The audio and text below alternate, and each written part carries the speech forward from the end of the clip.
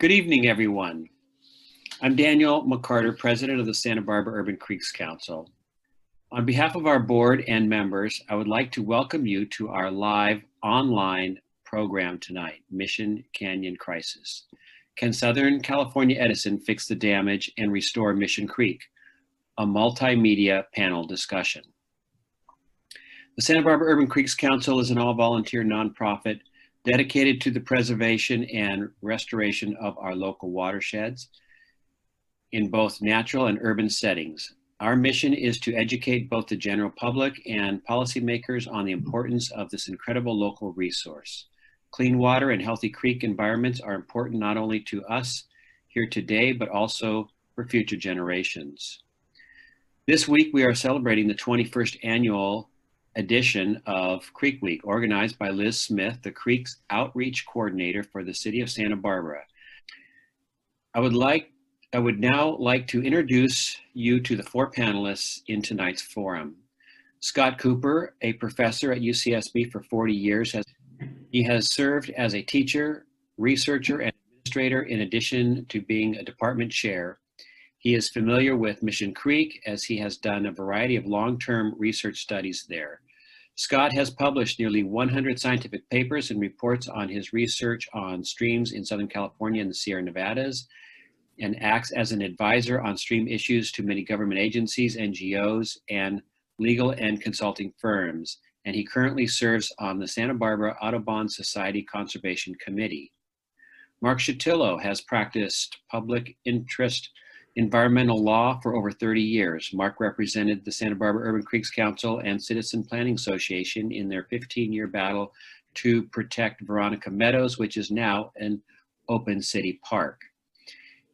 He is the general counsel to the Gaviota Coast Conservancy, and for 10 years he was chief counsel of the Environmental Defense Center. Marc lives in the Mission Canyon watershed, is familiar with Southern California Edison unpermitted activities, and is a member of the Mission Canyon Association ad hoc working group addressing this debacle along with the Santa Barbara Urban Creeks Council. Brian Trautwein, truly a local watershed hero, has been a resident of Goleta for 50 years. He graduated from UCSB with honors in 1990. He is an accomplished biologist and stream restoration manager. He founded the Santa Barbara Urban Creeks Council in 1987 and served as our executive director until 1997, when he was hired by the Environmental Defense Center as their environmental analyst and watershed program director for over 20 years. He has also twice been recognized as a Santa Barbara Independent Local Hero. Our final panelist and moderator is Shirin Tolle, a board member with the Santa Barbara Urban Creeks Council. Shirin has a mechanical engineering degree from Cal Poly San Luis Obispo and has an extensive background in stormwater management, hydrology, sediment and erosion control, both geotechnical and environmental engineering, and construction project management. And now, let me turn this over to Shirin, who will present an outline and the format for this evening's program. Okay, thanks again to everybody who is on our, thank you. I'm looking at the chat, thank you. We're all doing our best under these pandemic conditions. It's the best that any of us all can do. But I would like to start out, Marc, because we did actually have to skip over your fabulous video, and you really did look good in that video. So for the people who are not hacked right now, would you like to just do a brief overview of what happened and what is going to happen next? Sure, I would be happy to. Thanks, Shirin, for doing this.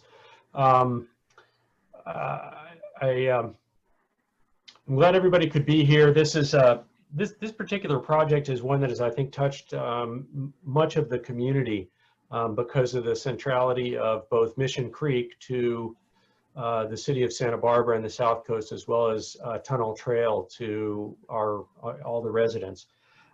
What happened was back in early December of 2019, SCE, with no notice to anybody and without the benefit of any permits or environmental review, sent a crew of heavy equipment. We're told that they were SCE employees, not contractors, that were given the assignment of, apparently, of widening Tunnel Road above the Tunnel Road gate. So that's what many of us refer to as, or consider the hiking trail, the asphalt section of the hiking trail, and then all the way up. Ostensibly, SCE was widening the road under the guise of their regular routine maintenance, but what they did was far in excess of anything that could be considered to be routine maintenance. They had large excavators with hydraulic jackhammers that cleared the slope on a number of the points where there's exposed cliff and rock. This would be really old school, but I have, see if these pictures can work. An example of, oh, that's probably not going to work, but Very old school. this is the before, and this is the after of one of the sections of the trail where using, this is so old school, it's great. So using pieces of equipment like that to clear the cliff up above, which you can see behind the equipment there. There's 5 different locations where they did that in a similar manner in the first half mile of of Tunnel Road up to the bridge, and then right where the trail turns north and goes underneath what there's always been a cliff there. They cleared and jackhammered a large amount of additional rock out from under that cliff, destabilizing the whole cliff. They also widened the road going up, both if you go across the bridge, think of the trail it goes up, there's a 3-way intersection. If you keep going up the trail towards the Inspiration Road or Inspiration Trail cutoff and continue up that trail, it goes up to a set of SCE towers. They widened that road. And they didn't, for all of this equipment, or all this activity, they didn't really have a plan for the disposal of the debris. So in many places, they piled debris on the side of the road to create a taller berm. But there's so much material, about 6,000 yards, that a lot of it got pushed off the road onto the slope below the road in the steep part of Mission Canyon. And there was so much material that in several places, the debris flow, the rock avalanche, went all the way down to the invert of the creek and blocked the creek itself. That's particularly prevalent and obvious right around the bridge where this steep rock cliff was, but it occurred in a couple of other areas as well. I think they did this for about 10 days. Unfortunately, I was out of town when this was happening, and so ultimately word got back to the Department of Fish and Wildlife, and I believe it was EDC that actually called that in and got attention of the authorities. They came and issued stop work orders, and then ultimately notices of violations were issued by the County of Santa Barbara, the Department of California Fish and Wildlife, the U.S. Army Corps of Engineers, and the California Regional Water Quality Control Board for a violation of the various statutes that applied. They finished that phase of the work in mid-December, late December 2019, and if you'll recall, this is a rainy period, and we got quite a bit of water then and then into January and February. They applied for and got an emergency permit, SCE, from the County of Santa Barbara that allowed them to stabilize and open the road up and make it so that the trail was passable for people and deal with some of the initial triage work. As a condition of an emergency permit from the county, they then had to apply for a regular land use permit. The county took the position that a ministerial land use permit would be sufficient to authorize their activities. and had proposed, and were preparing to issue that. SCE reached out to the Mission Canyon Association, and MCA board was quite concerned about this, and a subcommittee or working group was appointed. Nancy Weiss was appointed by the board to chair that committee, and she recruited 4 other people, myself included, to work with SCE and try and investigate what happened and what could be done. So we entered into a very intensive period of many months where we've been working with SCE to try and address the issues associated with this project. Obviously, they have a whole lot of restoration that they need to do. There's a whole lot of cleanup. Unfortunately, the process of clearing the trails and scaling the various rock cliffs destabilized those cliffs to the point where geologists have now determined that it's potentially hazardous for pedestrians to be on the trail during rainy periods or if there's any kind of seismic activity. So SCE has proposed to undertake a series of corrective actions, and they initially proposed a broad scale of restoration light that was going to be their complete restoration work for all of the damage that was done. Their survey work was fairly inadequate, cursory, for biological resources and other aspects of their project. So working with the Fish and Wildlife personnel and the County of Santa Barbara, the Mission Canyon Association convinced SCE and the other agencies to narrow the scope of this first permit, and got a commitment from Fish and Wildlife that they would undertake a comprehensive environmental review process, not only of the restoration work, but of all past damage and impacts. And the County of Santa Barbara eventually agreed that they would also fold into a future permitting phase all of the environmental impacts from the initial clearing work, all of these interim remediation actions, and the long-term restoration and compensation for the impacts associated with the project. Because these 4 agencies each have a notice of violation pending, and there is interest and review of this matter by the county district attorney, there is a lot of attention on SCE to try and get things right. So where we are today is a land use permit for a narrow scope of what they'd hoped initially to do, which was narrowed to the minimum necessary to address the emergency conditions and the exigent risks that were posed, and for a small amount of the environmental hazard abatement, where debris was piled on the root zones of oak trees and other native trees. They're going to remove that debris.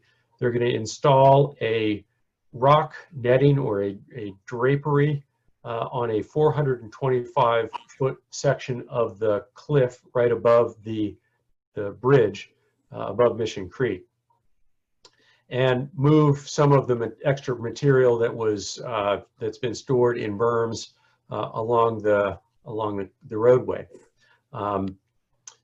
They're also then initiating this environmental review process and this further permitting. So we're really in phase 1 of this process. The Department of Fish and Wildlife directed SCE that they could do none of the work within jurisdictional areas, that is within the creek invert itself, or any areas that Fish and Game determined was potentially likely to cause pollutants and sediment to run into the creek, as being outside of the scope of this initial permit, with the requirement that there be the environmental review before any of that restoration, any of that remediation work is undertaken. There's about 1,500 cubic yards of material that is pushed off of the edge of the road, and in several places tumbled all the way down into the creek. How they're going to actually remove that material is very much uncertain. What are the impacts and what kind of restoration and mitigation they'll be required to undertake in order to mitigate for that removal and retrieval operation is very much uncertain at this point. They recognize that there are significant biological issues to the creek habitat. We pushed hard, and I think we have gotten the agencies to all recognize that they also must qualify, quantify, and remediate and restore compensatory habitat for the upland areas, the upland habitat, the chaparral that has been impacted, in addition to addressing visual resources and the loss of recreational resources and the degradation of the recreational opportunities that are provided on Tunnel Road. They'll be closing, Tunnel Trail is currently closed and will be closed until at least October 30th. They're working on the rock netting, the additional rock scaling, and moving the additional debris materials currently, and we'll be doing that 6 days a week through the end of October. So I'll stop at this point, Shirin. Not sure that I covered everything. I'm winging it here. If there are any questions, I'm sure we'll get to them, but that's where we stand today. Okay, well, what I'm going to encourage in the chat is please send your questions in for our panelists, because that makes for a lively Zoom, and it looks like we've gotten rid of our hackers, and those were actual real live hackers. They even took over one of our participants' like chat feature to send like, you know, inappropriate messages. So we all know that it wasn't you. So we're going to just keep on doing what we were going to do tonight. And we're going to follow basically the format that the video was going to try to create. The video itself did have the slideshow, which actually showed a before and after, which is, you know, very dramatic. Then we had Marc actually talking about what he just talked about. Thanks for doing a good recreation, Marc. Thank you. And then Scott actually did a very good presentation, just a real excellent one. That was an introduction to aquatic ecology and also the impacts from road building. So what I'm going to do next is I'm going to actually ask Scott, what are the impacts from this type of road operation to a riparian stream like Mission Creek? You can talk about what some of those impacts are. Sure. First, I want to thank you, Shirin, for putting this together, and thank UCC for their involvement in this project. In the video, which Shirin may show later, or I guess you can get through YouTube, I go through sort of basic stream ecology, that everything that happens within a basin affects the stream. But I think a big question many people have is what is damage or what is lost?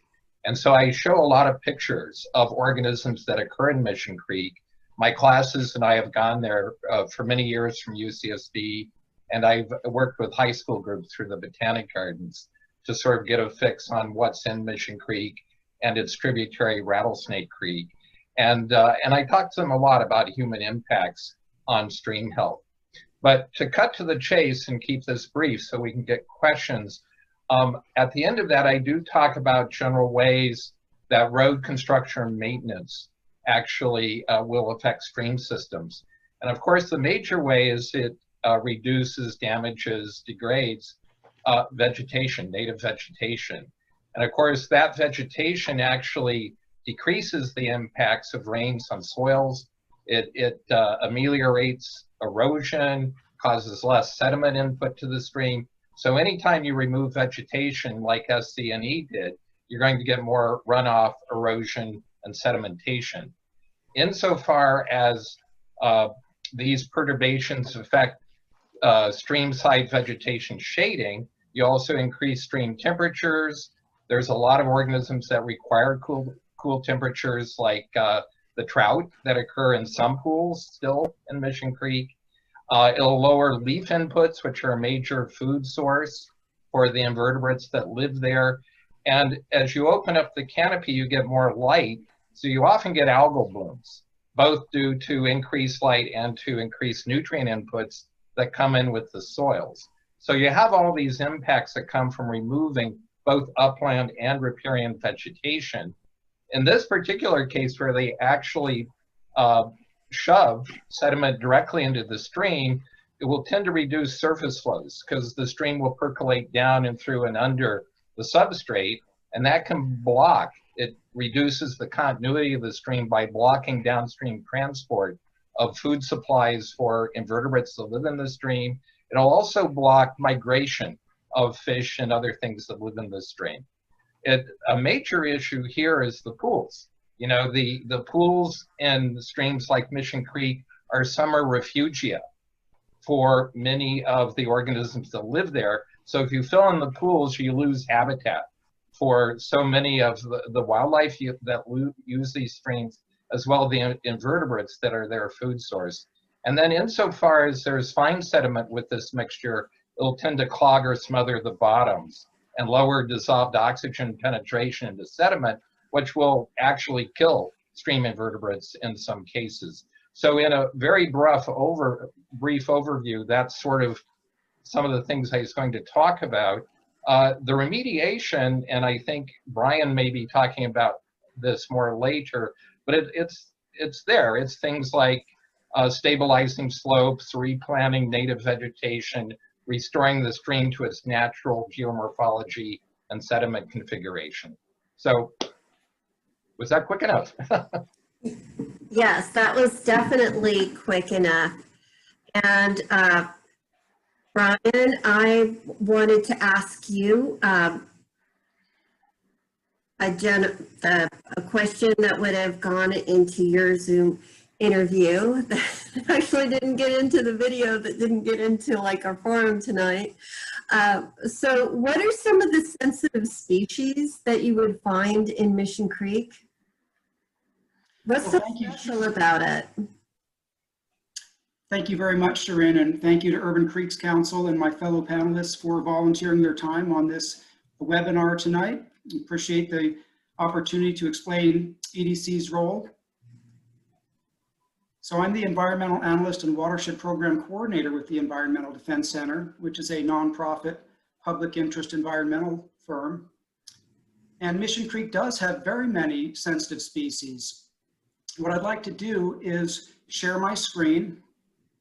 Okay, I'm going to start off with this brief video showing the damage that the work Edison conducted in Mission Canyon caused to the slopes above Mission Creek. This video was taken just over a month after the work was done.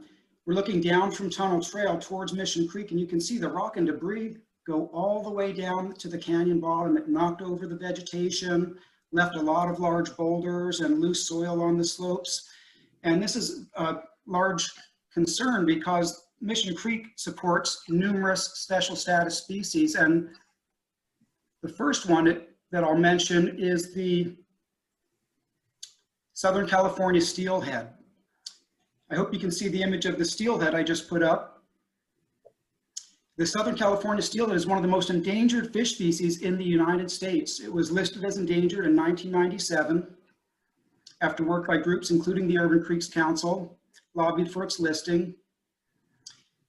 And the steelhead there used to be thousands of steelhead in Southern California, upwards of 40,000 steelhead. Today, there are fewer than 500. And in Mission Creek, there used to be hundreds of the resident trout form of steelhead. These are the rainbow trout that are steelhead that have not yet been to the ocean. There were hundreds of those in Rattlesnake Canyon Creek and Mission Canyon just until about 10 years ago when the Hezazita fire and Tea fire caused some significant damage to the watershed. Another rare species that occurs in Mission Canyon is the California rough-skinned newt. And I hope you can see the image of the rough-skinned newt that I put up there. Perhaps you've been hiking up the creeks and have seen this orange and brown salamander-like species. This is a state species of special concern. That means it's protected by the state and it can't be collected or harmed in any way without proper permits. Now, unfortunately, we've seen this species declining in local creeks in recent years, including Mission Creek and Rattlesnake Canyon.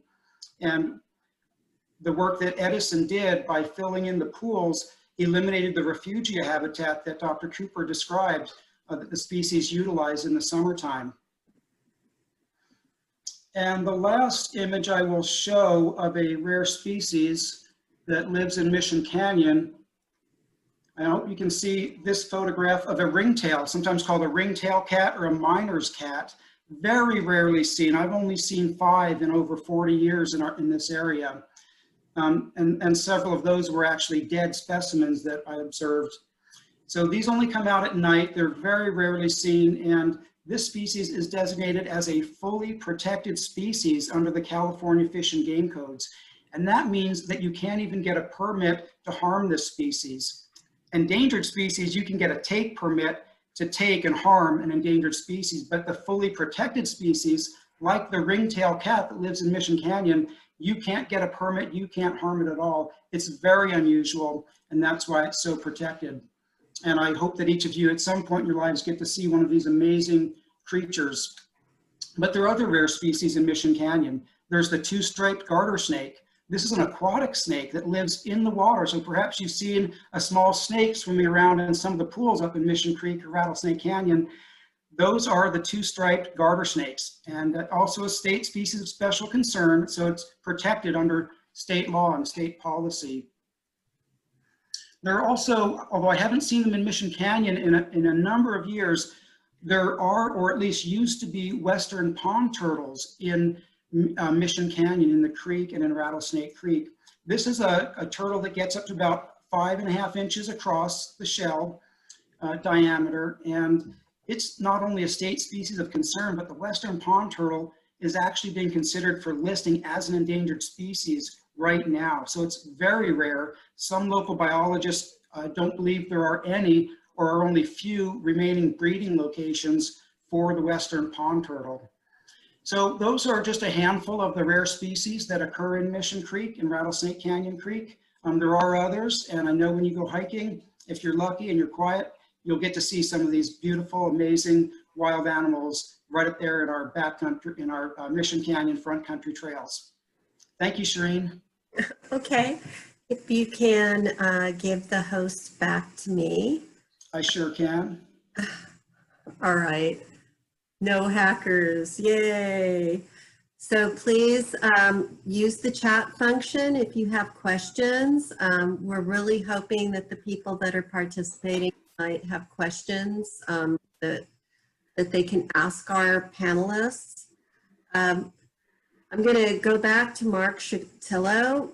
Marc, can you talk a little bit about the phasing of how SCE is going to approach trying to fix what they've mucked up?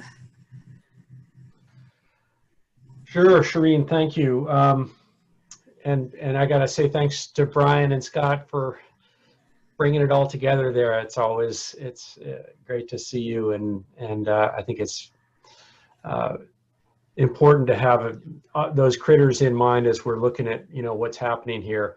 It's been a real struggle working in terms of the phasing question with the county, who seem pretty resistant to any kind of discretionary review. We feel like there's been a number of land use permits for various projects through the county where the county has taken the position that it's ministerial.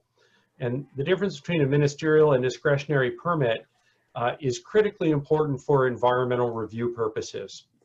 A ministerial permit is considered exempt from CEQA.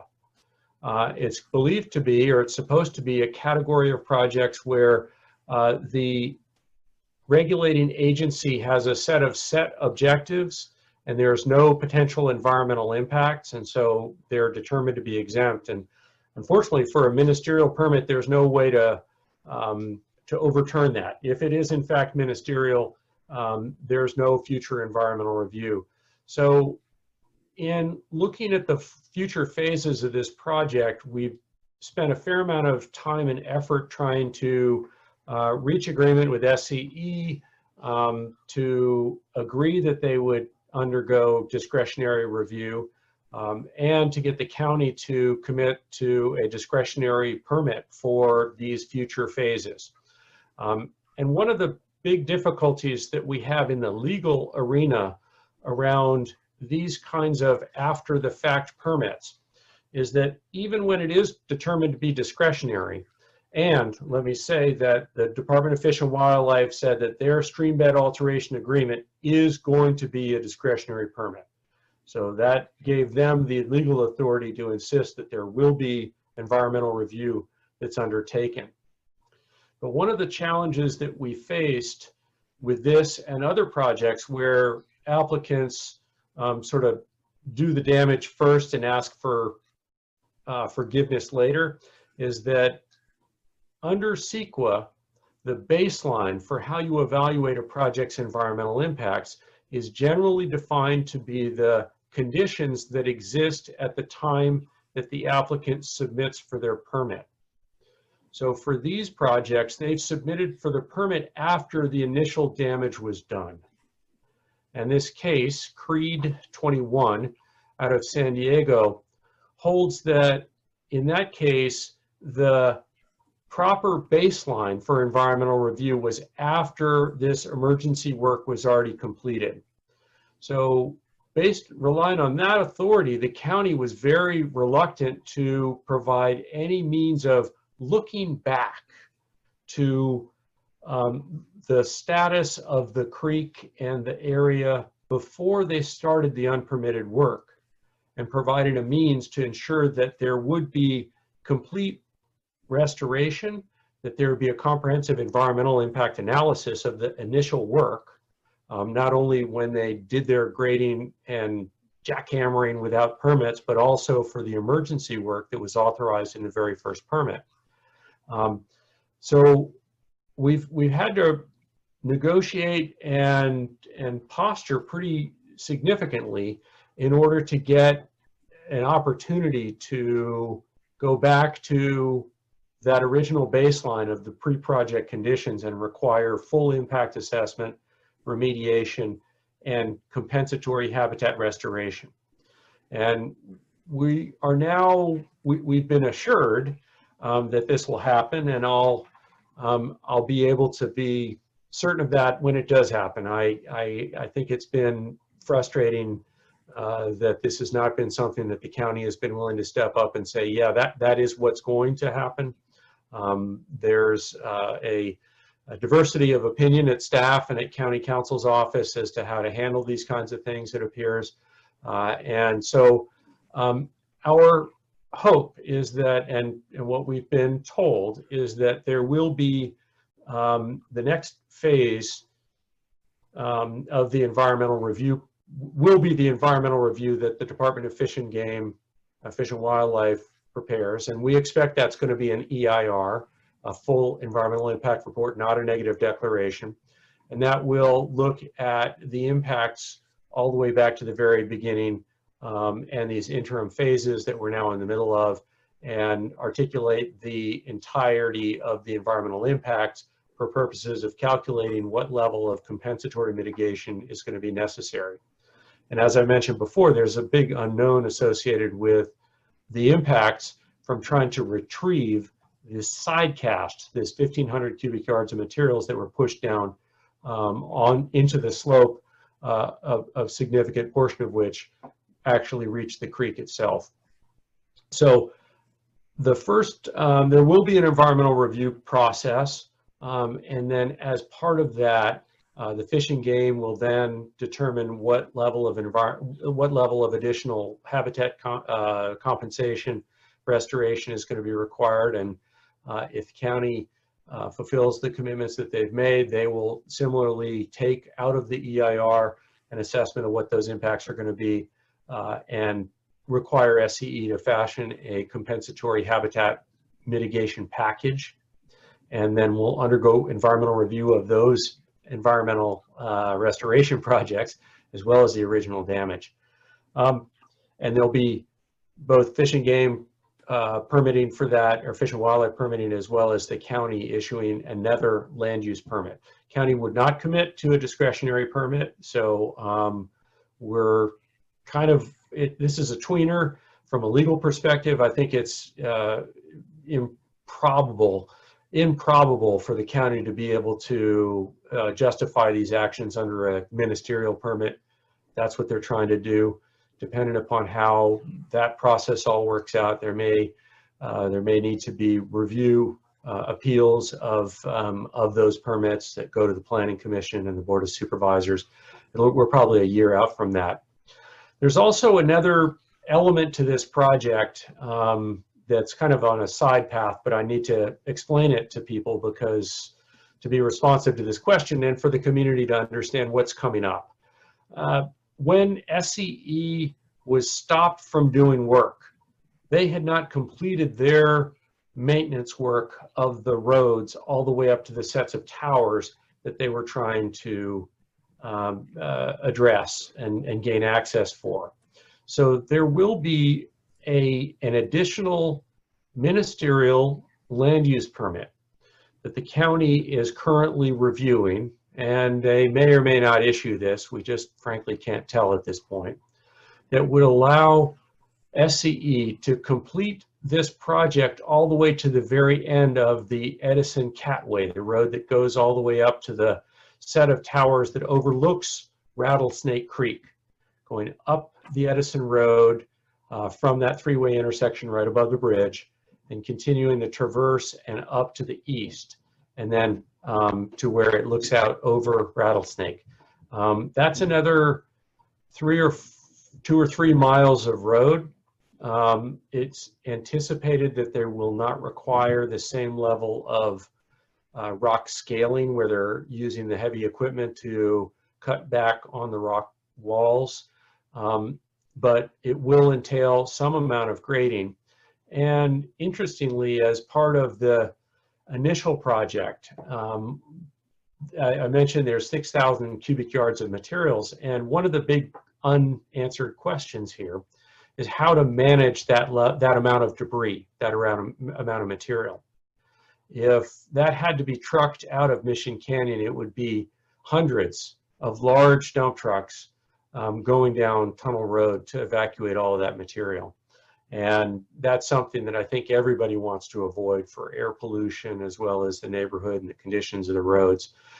So SCE has proposed taking the material that they have already generated from the first phase of activities, as well as additional materials that is expected to be generated from the activities that they are currently undertaking, to stockpile them on and along the roads. And then as part of this additional permit for the upper section of the trail, to use that material as fill on the bed of the road in order to both provide a way to dispose of that material and to build the road and to strengthen it or reinforce it so that it'll have longer duty cycles before it'll need to be maintained again. This is all a proposal from SCE. We have not seen very much of the geotechnical work, but this additional land use permit for this additional work, which at this point I don't see how this could possibly happen until next year, until after this rainy season. But it will entail another round of heavy equipment up on Tunnel Road, road closures, and the processing of the rock and the debris and the soil materials that are coming down now and that came down as early as last December, as well as the material that will be retrieved from below the road, and actually use that in situ on site to be able to help fill and for the various purposes explained. So that's another set of permits that we're concerned about and going to be watching very carefully. And again, I question whether it's appropriate to use a ministerial land use permit To the extent that there are significant impacts associated with that, that would require environmental review.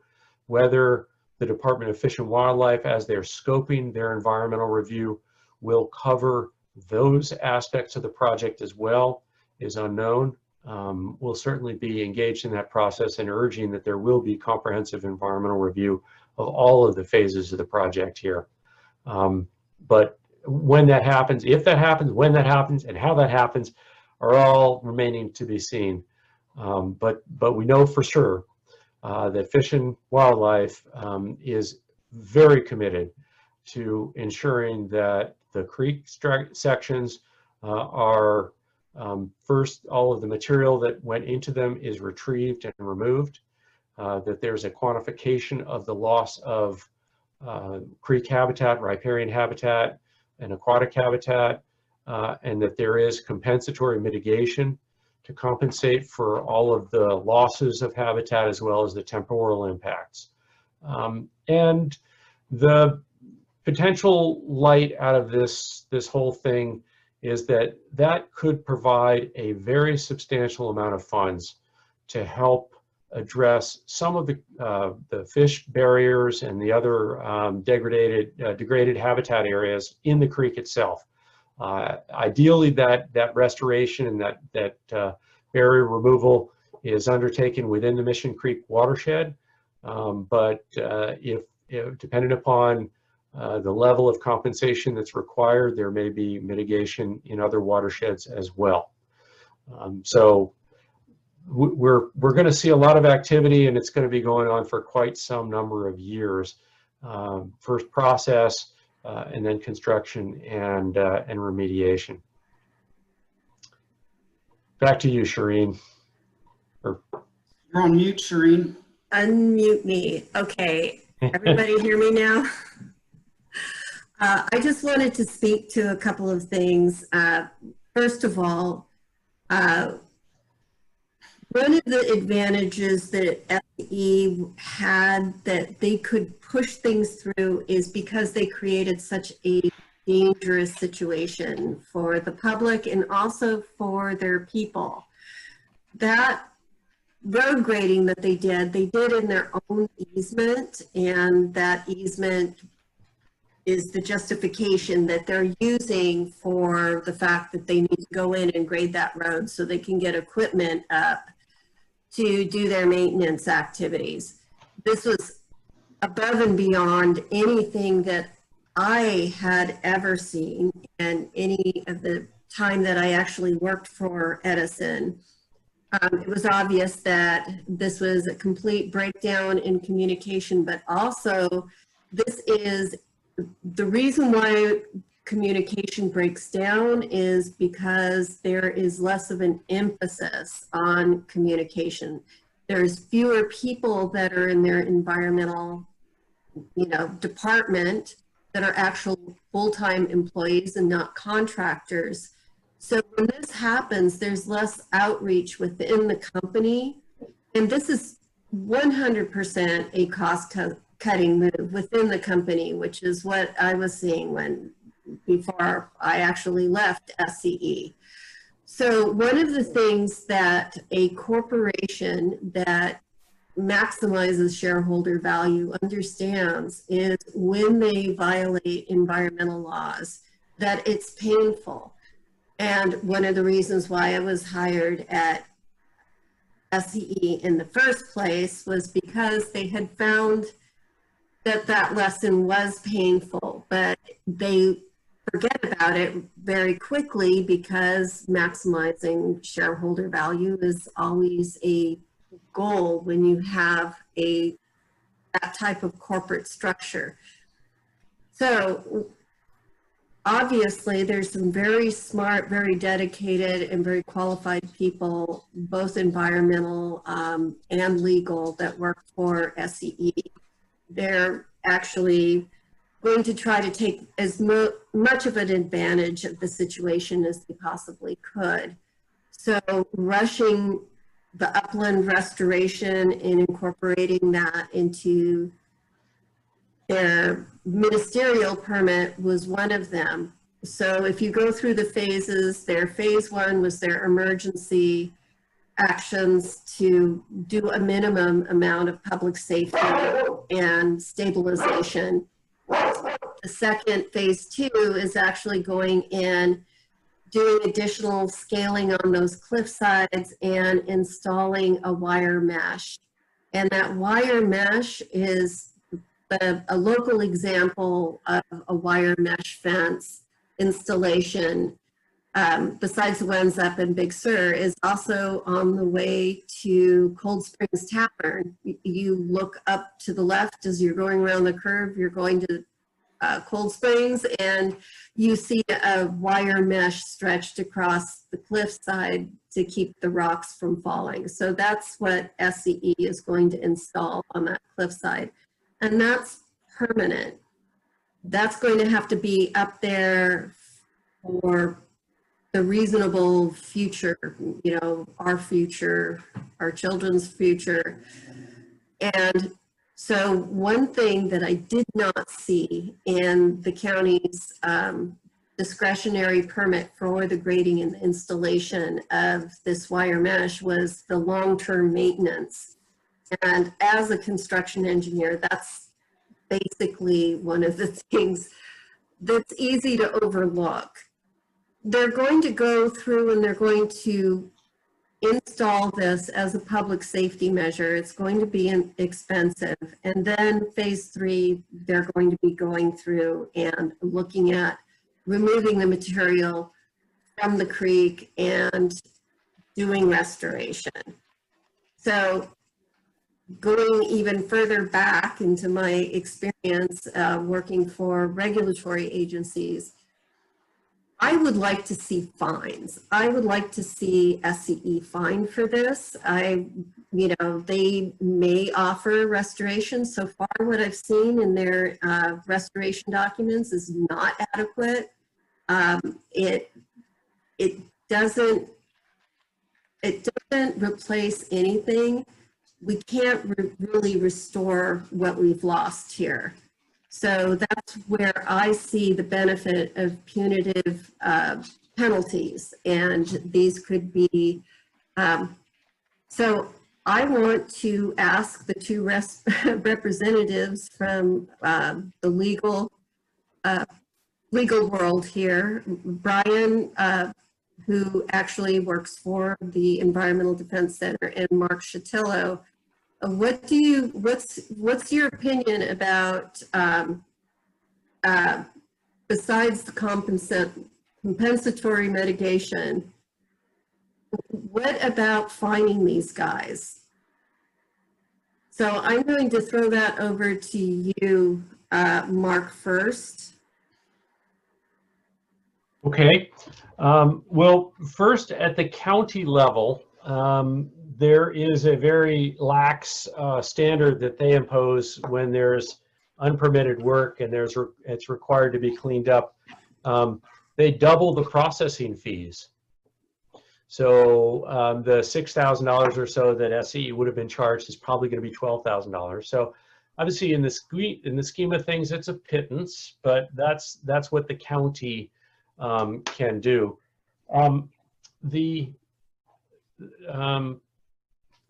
The violations of the Fish and Game Code are significant, and there are both civil and criminal penalties that may be assessed against SCE for those actions. That is primarily in the domain of the district attorney. And the district attorney is very much aware of this case. We've been in communication with their office, and so there's more to that story. Can't really share, and that's ultimately going to be their determination whether they have sufficient evidence. The initial violation by a corporation of an activity like this is treated as a misdemeanor. However, the second time that a company does activities like this, it becomes a felony. And that obviously has much more legal significance. in terms of the potential penalties and fines and so forth. I think at this point it's premature to really get too deeply into this. I feel like we're still in the triage mode, Shirin, in terms of the process here, and all of the focus to date has been on identifying what are the impacts, devising strategies for minimizing the impacts from getting any worse, doing the triage remediation work, such as removing the debris from around the trees that is causing ongoing damage.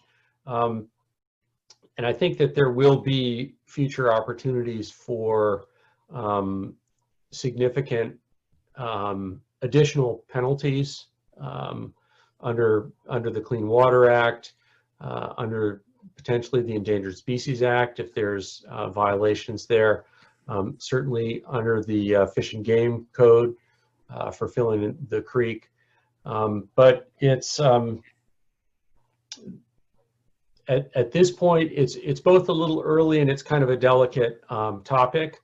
My sense is that it is appropriate at this point to focus on fixing the mess, and it will be quite expensive for SCE. But I agree with you that that's not the end of the story, and there may be additional actions. There probably will be as this goes forward. But the fact that the 4 agencies have each issued notices of violation have it asserts the jurisdiction of those agencies that precludes citizen suit enforcement actions based on the same issues that they notified. So I think it will be important for members of the community that are concerned about these things to continue to express those beliefs that the conduct that SCE undertook here was reprehensible, and they should be required to, in addition to the complete compensation,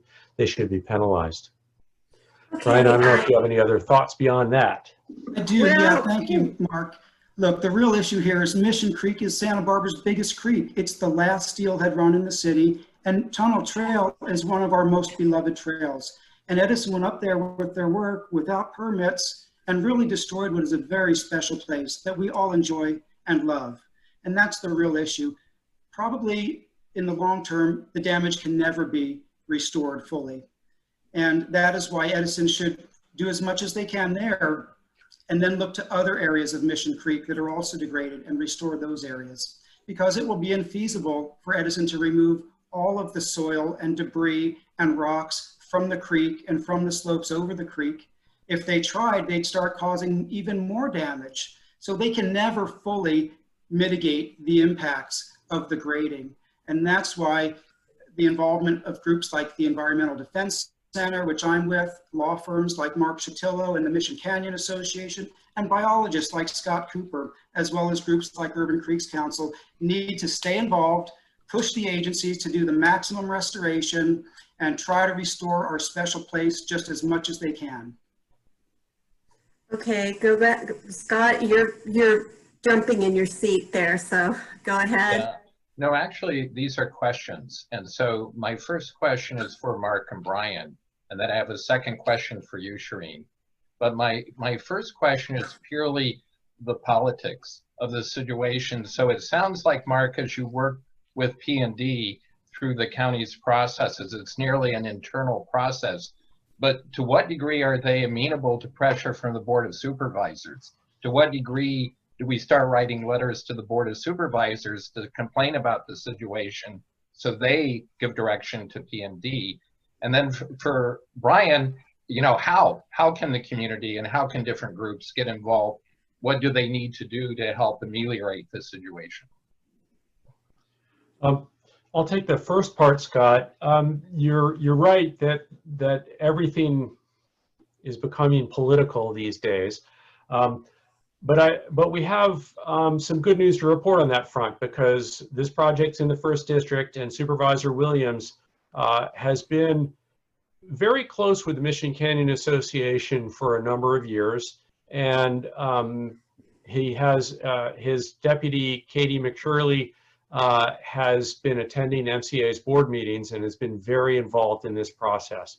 And his office has been available to us as we've gone through this whole process, and have very much been able to back us up and support us in this effort. And at the end of the day, the planning department did relent. They did commit to us that they would ensure that there was complete restoration going back to pre-project conditions, and addressed our primary concerns. But as Brian mentioned, this is really, it's a community, it's a cherished community resource. And so we do need to all stay involved and to keep letting these agencies know that this is important. And I want to add one other piece, and that is the land that underlies the trail. Shirin mentioned there's an easement, but it's the city of Santa Barbara that owns the land. And in some ways they bear some responsibility for this because they allowed this to happen on their lands. It's not been something that has been a focus to this point, but the city certainly has a public trust obligation to manage the resources that are in Mission Creek for the benefit of the entire community. It's not been brought forward. The city has been cooperative and supportive of trying to get these changes done and to address both the safety issues and the environmental issues. But they're another jurisdiction that has, interestingly, an ownership interest. One of the nuances of this particular project is that it's in the county, even though it's city-owned lands, but it's outside of the Mission Canyon Community Plan area, ironically. And there's a very detailed set of policies that a lot of us spent a lot of time developing as part of the Mission Canyon Community Plan that very specifically would disallow a lot of these activities because of and impose more rigorous mitigation ratios for restoration and things like that. But because the project is actually outside of the Mission Canyon Community Plan area in the National Forest administrative boundary, the county's general plan policies in the conservation element and the environmental resources management element, which are not nearly as specific nor nearly as rigorous, apply here.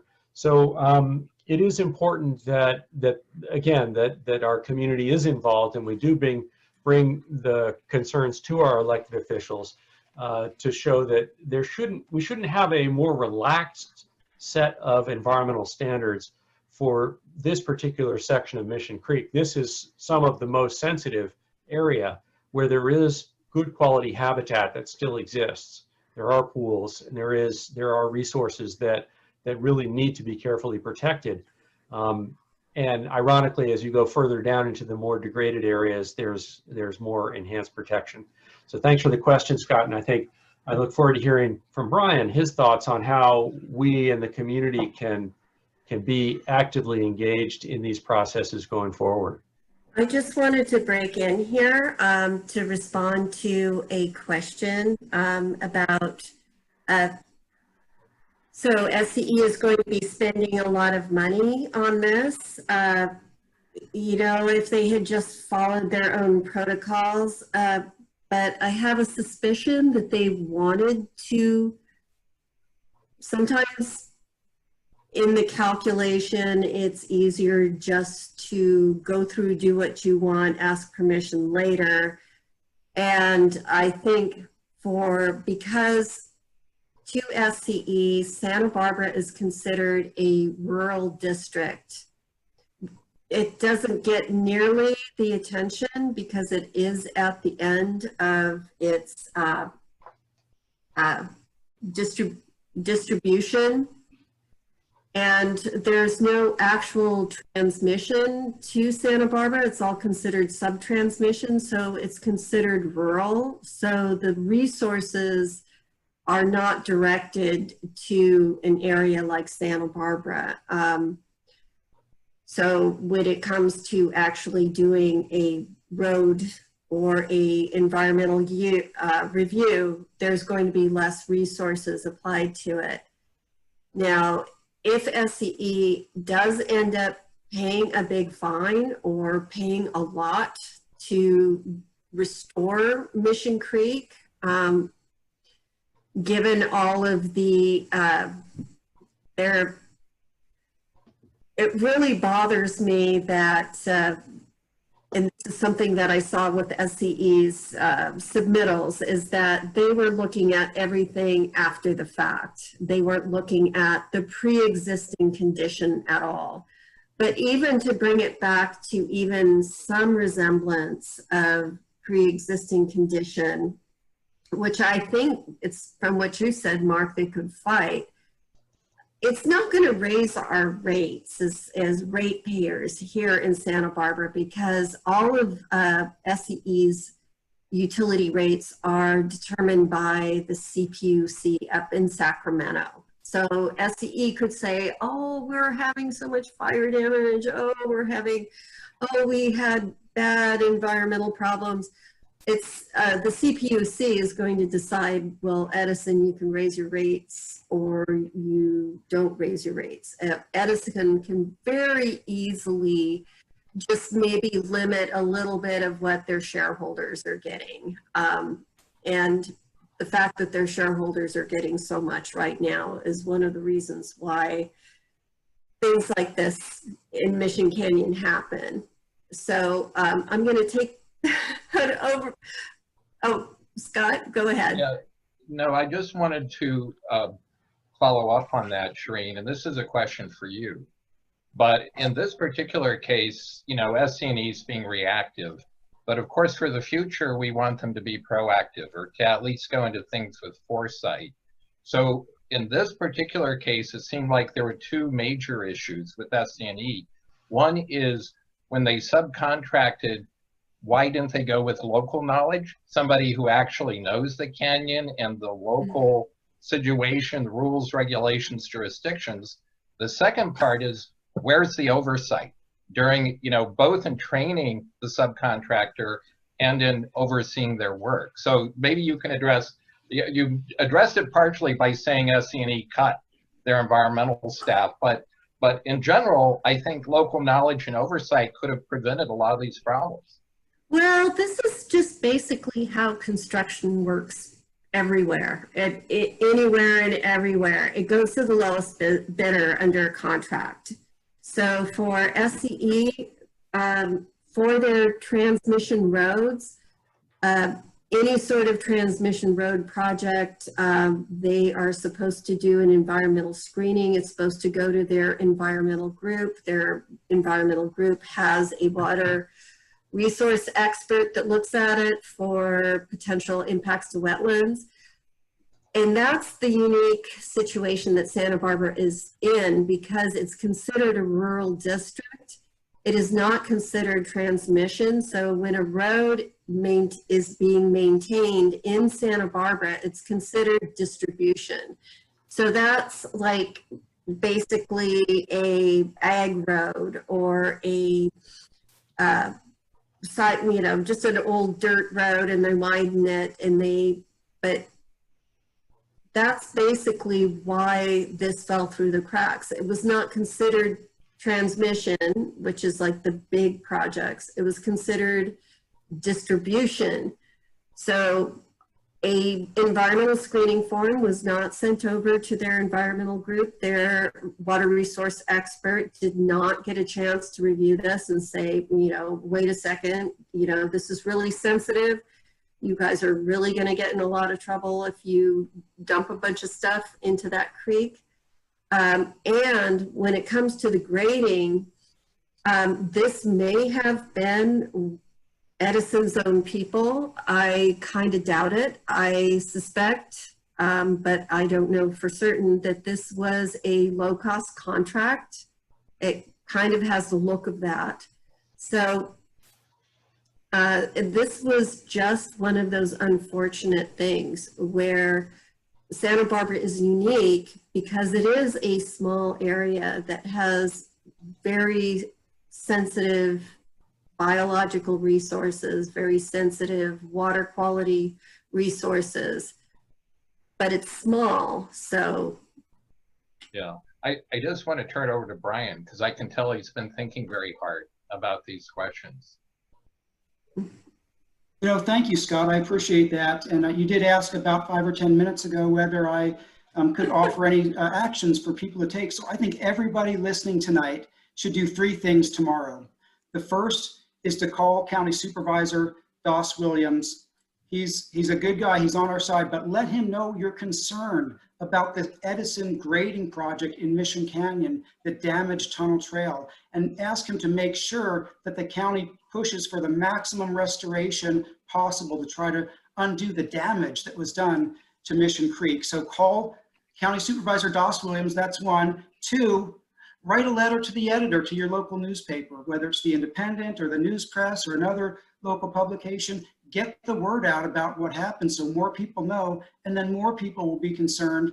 We'll raise the concerns with our elected officials and our regulatory agencies, and we'll push them to really require Edison to do the best job possible of restoring the canyon under these difficult situations. So that's 2, the letter to the editor, and 3, just talk with your friends, talk with your neighbors, talk with community members about this. Again, getting the word out so that more people know and can raise the concern is the best thing that perhaps we can do as a community. And we'd urge each of you to take action in your own way as well to try to ensure that Mission Creek is protected.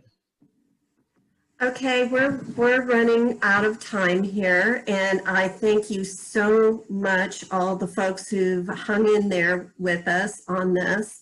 If you have any more questions, please make sure either to raise them right now in the chat, or you can also email us at the Urban Creeks Council, and the email address is SBUCC@silcom.com.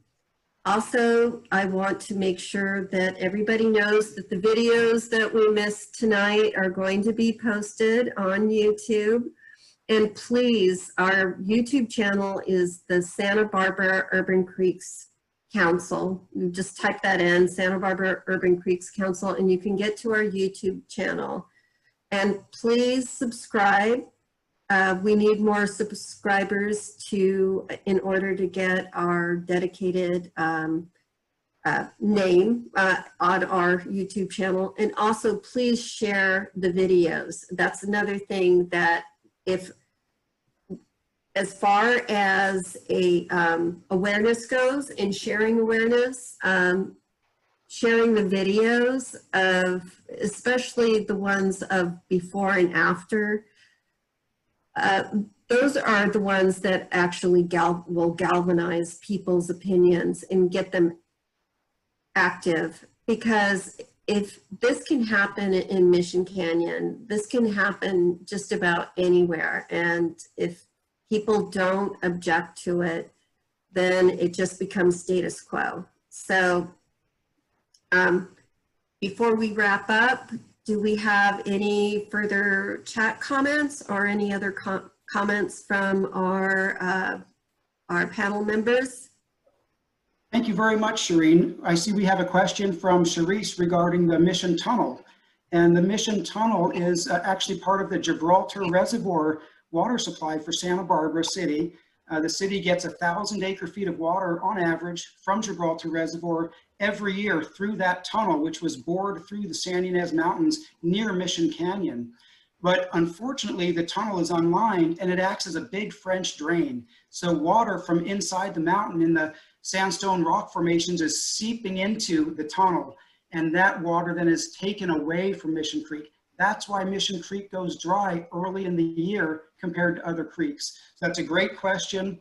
The Mission Tunnel is a concern, and I'd say without the Mission Tunnel, the creek would flow a lot better. Good question. All right, Scott. Yeah, I was going to amplify Brian's comments too. It actually, Mission Creek would look a lot like Rattlesnake Creek if it didn't have all these perturbations, and the other, except above the debris dam on Rattlesnake Creek. The other trick is the city used to release a lot of water down Mission Creek to replenish groundwater further downstream, but during the drought, a lot of that stopped as well. So there's a lot of water issues surrounding the city of Santa Barbara and how they manage their water supply. I just want to end with a final thought is I think there's one big thing we can all do to really improve the environment, and that is to vote. Always, always. Okay, we're going to, oh, one more.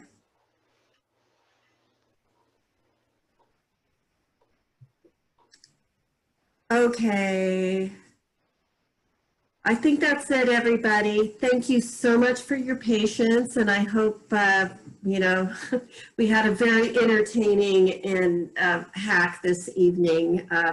Very juvenile, but I really appreciate everybody coming back on and supporting our forum. And please make sure to look up our videos on the YouTube channel, and keep an eye on our website for our future activities. Okay, thank you very much, everyone. Thank you for your participation in tonight's forum from the Santa Barbara Urban Creeks Council.